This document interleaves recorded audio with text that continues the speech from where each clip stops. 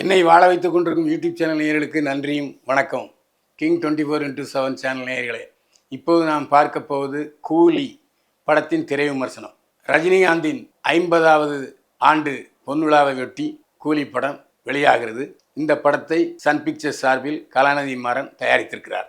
கூலி படத்தில் ரஜினிகாந்த், சத்யராஜ், ஆமீர் கான், உபேந்திரா, ஸ்ருதிஹாசன், சௌபீன் ஷாகீர், நாகார்ஜுனா மற்றும் பலர் நடித்திருக்கிறார்கள். கிரீஷ் கங்காதரன் ஒளிப்பதிவு செய்திருக்கிறார். அனிருத் ரவிச்சந்தர் இசையமைத்திருக்கிறார். கதை, திரைக்கதை, வசனம் எழுதி இயக்கியிருக்கிறார் லோகேஷ் கனகராஜ். இந்த படத்தினுடைய சிறப்பு அம்சமே என்ன தெரியுமா? கே.எஸ். ரவிக்குமார், பி. வாசு, எஸ்.பி. முத்துராமன் இவர்களெல்லாம் ரஜினிகாந்தை வச்சு பல வெற்றி படங்களை இயக்கியவர்கள். அதில் ஒருத்தர் சுரேஷ் கிருஷ்ணாவும். ஏன்னா பாஷா படம் ரஜினிகாந்த் வரலாற்றில் பாஷா படம் மிகுந்த திருப்புனையை ஏற்படுத்தியது. அதை சத்யா மூவிஸ் தயாரித்தது. இதில் முக்கியமான விஷயம் என்னென்னா, நாம் எதிர்பார்க்காத திருப்பங்கள்லாம் படத்தில் வந்துக்கிட்டே இருக்கும். ஒரு முடிச்சு அவளும் இன்னொரு முடிச்சு போடுவார். ஆனால் அந்த முடிச்சு யார் எப்படி அவிழ்ப்பாங்கங்கிற நமக்கு தெரியவே தெரியாது. படத்தில் சத்யராஜின் மகளாக ஸ்ருதிஹாசன் நடித்திருக்கிறார். ஆனால் அவர் சத்யராஜுடைய மகள் அல்ல. இந்த படத்தில் நாகார்ஜுனா கடத்தல், அப்புறம் கிட்னி டிரான்ஸ்பிளான்டேஷன், இதய மாற்று அறுவை சிகிச்சை, எல்லா கெட்ட தொழில்களும் செய்கிறார்.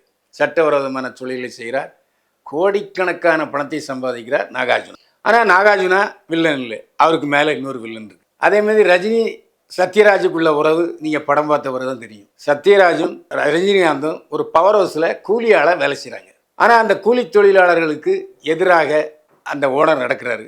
அதை கண்டுபிடித்து விடுகிறார் ரஜினி. அவர்களை நாடு கடத்த திட்டமிடுகிறார் முதலாளி. அதுக்கப்புறம் என்ன நடந்துச்சு, இது கதையில் உள்ள வரும்.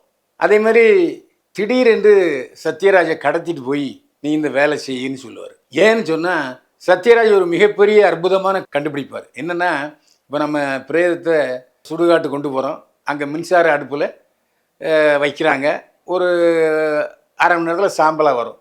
அது இல்லாமல் சடலத்தை ஒரு மின்னாற்காலில் வச்சிட்டிங்கன்னா 5 நிமிஷத்தில் பஸ்பமாக அப்படியே அது சாம்பலாயிரும்.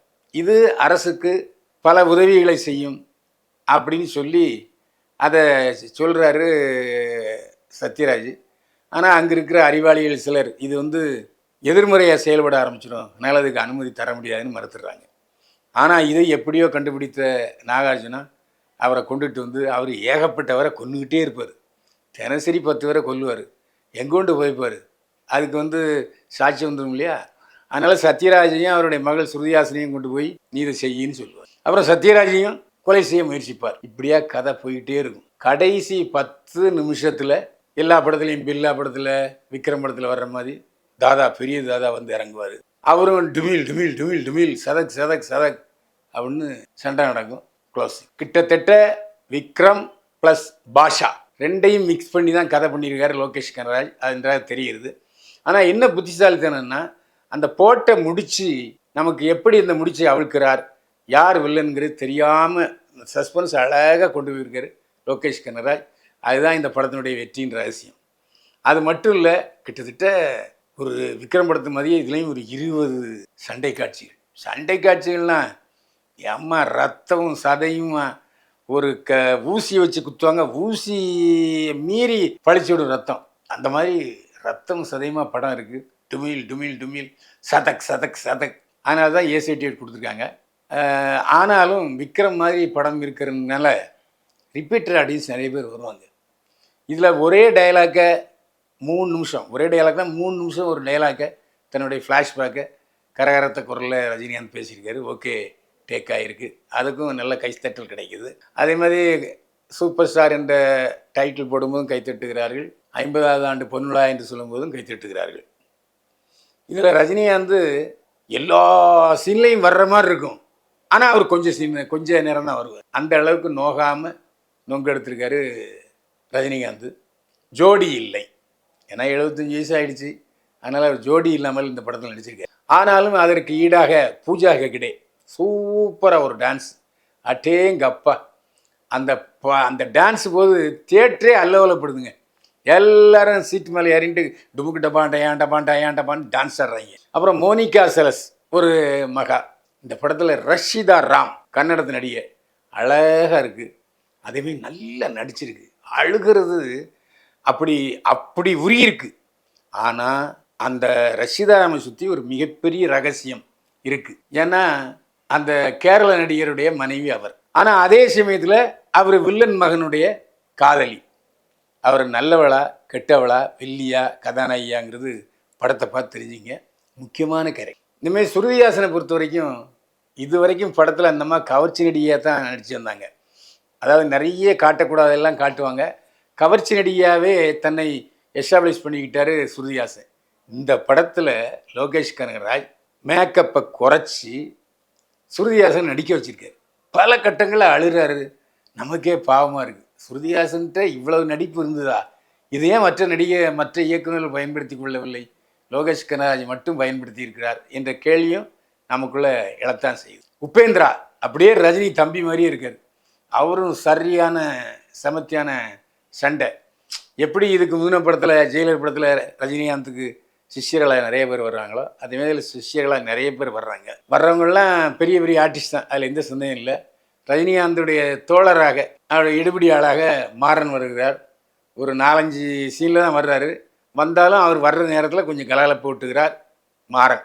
அதுதான் அவருடைய ஸ்பெஷல் பாயிண்ட்டு. அதே மாதிரி ஏற்கனவே ஒரு படத்தில் கதாநாயகன் நடித்தவங்களாம் இந்த படத்தில் நடிச்சிருக்காங்க. சாயித் சோபீர் மலையாள நடிகர். அவர் பயங்கர வில்லனாக நடிச்சிருக்காரு. அவர் வில்லனாக இருக்கிற வரையும் அள வச்சிருக்காரு லோகேஷ் கனகராஜ். சில நேரங்களில் அவர் பார்த்தா நம்ம பாவமாக வேறு இருக்குது. ஆனால் அவருக்கு பின்னால் ஒரு பெரிய சஸ்பென்ஸ் இருக்குது. அந்த படத்தை பார்த்தா தான் உங்களுக்கு புரியும். நான் பாட்டு கதையை சொல்லிகிட்டே இருக்க மாட்டேன், விட்டாக சொல்லுவேன். நீங்கள் படத்தை பார்க்கணுங்கிற ஆர்வத்தில் தான் இந்த விமர்சனம் சொல்லப்பட்டிருக்கிறது. ஏன்னா படம் முழுக்க சண்டை காட்சிகள். ஒளிப்பதிவாளர் கிரீஷ் கங்காதரன் அட்டேங்கப்பா, அந்த கப்பலுக்குள் நடக்கிற சம்பவங்கள், கப்பலின் மேல் தோற்றம், கடலை சுற்றி அந்த கப்பல்கள் நிற்கிற இடம்லாம் ஒளிப்பதிவாளர் பின்னி பிடல் எடுத்திருக்காரு கிரீஷ் கங்காதரன். அவருக்கு நம்மளுடைய விசேஷமான பாராட்டு. இந்த படத்தில் நாகார்ஜுனா வில்லன். இதுவரையிலும் பல படங்கள் அவர் நாகேஸ்வர ராவ், தெலுங்கு சூப்பர் ஸ்டார் நாகேஸ்வர ராவுடைய மகன் நாகார்ஜுனா. பல படங்களில் நாகார்ஜுனாவினுடைய 2வது மனைவி நம்ம நடிகை அமலா, டி ராஜேந்தர் அறிமுகப்படுத்தினார பல படங்களில் நடித்தார். அவர் இந்த பல தெலுங்கு படங்களில் அவர் ஹீரோவாகவே நடித்தவர். அவருக்குன்னு இப்போ பல லட்சம் ரசிகர்கள் ஆந்திராவிலையும் தெலுங்காவிலையும் இருக்காங்க. ஆனால் அவர் இந்த படத்தில் ஒரு பயங்கர கொடூரமான வில்லன்னா அப்படி இப்படி வில்லன் இல்லை, ஈவு இறக்கமே இல்லாத ஒரு வில்லன். அப்படி ஒரு வில்லனை நீங்கள் பார்க்கவே முடியாது. அப்படி நடிச்சிருக்காரு. அந்த கோட்டு சூட்டு போட்டு வந்தாலும் அவருடைய கண்கள் இருக்குது பார்த்தீங்களா, அந்த கண்கள் கொடூரமான வில்லத்தனத்தை நமக்கு அடையாளம் காட்டுகிறது. அதேமாதிரி கடைசி சீனில் தான் அமீர் கான் வராரு. படம் முழுக்க அந்த ஒரு கை முழுக்க பச்சை குத்தியிருக்காரு.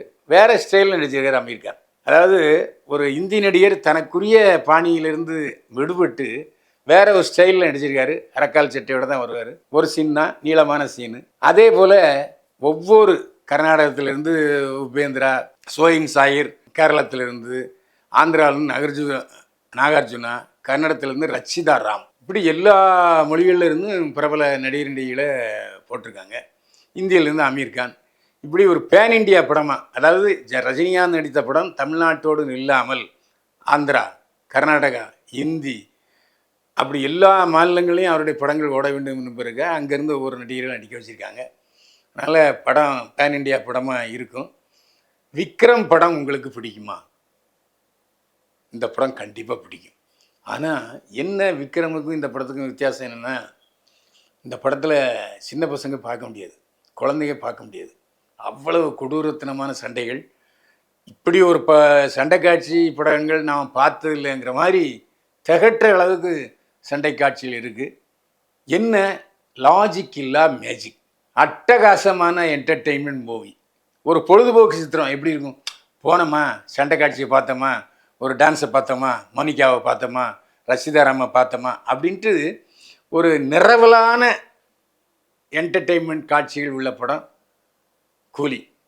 இதை கணவன் மனைவி, தாத்தா பாட்டி, சித்தப்பா பெரியப்பாவோட நீங்கள் பார்க்கலாம். குழந்தைகளை மட்டும் கூட்டிகிட்டு போகாதீங்க. அருமையான என்டர்டெயின்மெண்ட் மூவி படம், பொழுதுபோக்கு மசாலா படம். அதுக்கு அக்மார்க் என்டர்டெயின்மெண்ட் மூவினா அது கூலி தான். தியேட்டரில் போய் படத்தை பாருங்கள். மீண்டும் சந்திப்போம். வாழ்க வளமுடன்.